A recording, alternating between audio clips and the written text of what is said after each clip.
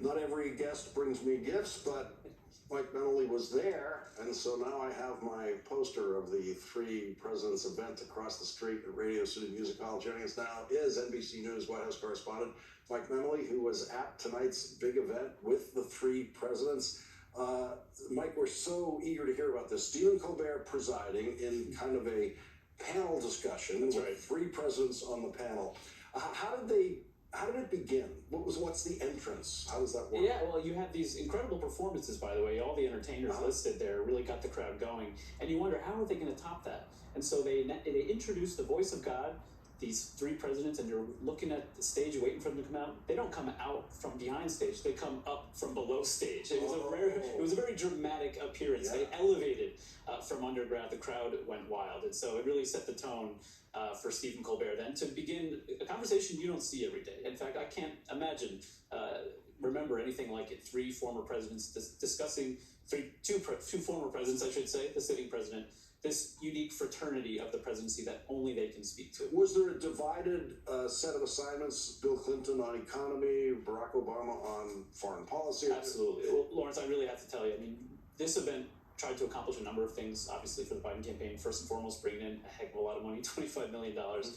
As Jill Biden said in her introduction, the fundraiser to end all fundraisers. But when you think about President Biden's vulnerabilities in this election, you see it on the streets outside of our building right now, the protests over Gaza, and you see it in the fact that voters aren't feeling what the economic data shows us. And both former presidents tackled each one of those one at a time. There was a very clear preparation for the fact that there might be disruptions from the audience, and there were multiple.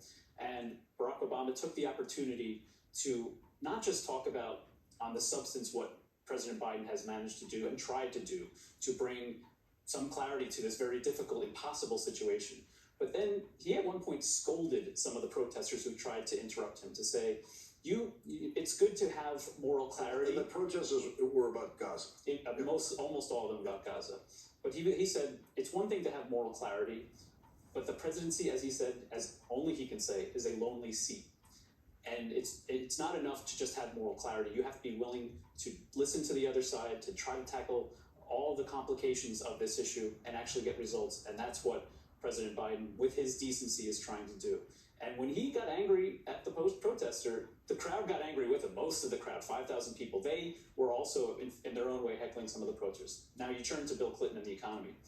Stephen Colbert asked that question. Why are not Americans feeling this? And he, remember what they called him in 2012? The Secretary of Explaining Stuff. And Bill Clinton, 77 years old, very slowly, methodically diagnosed the problem. He said there have been two shocks to the economic system in this country and to the psyche of this country. The 2008 recession, Barack Obama and Vice President Biden tried to recover from that. Donald Trump disrupted the progress that they were making. And then he said COVID disrupted it even more. He said the president couldn't do anything about inflation other than get us into a depression, but everything he's done has got us on the right track.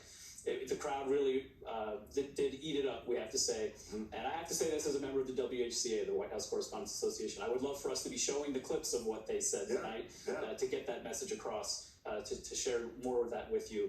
We were not allowed to have video cameras in the room. Yes, I suspect we'll see some of those clips from the campaign. So but at one point, the response to the protesting turned into a standing ovation. That's right. When former President Obama did really deliver that lecture, and it was a lecture, it was stern, it was forceful, the crowd erupted in applause after he finished his remarks. And so I think this is sort of a cathartic moment for a lot of Democrats who are frustrated.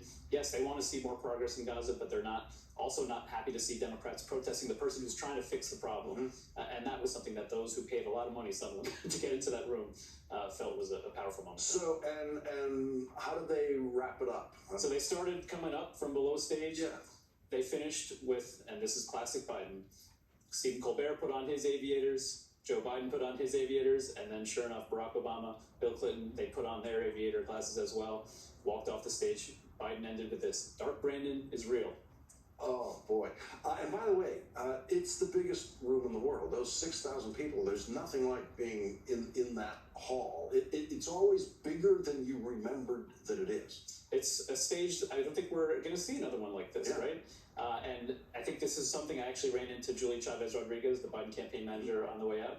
How do you top this? She said it's all about momentum, and this is part of an effort by the Biden campaign since the State of the Union address to try to really build momentum heading into this general election fight.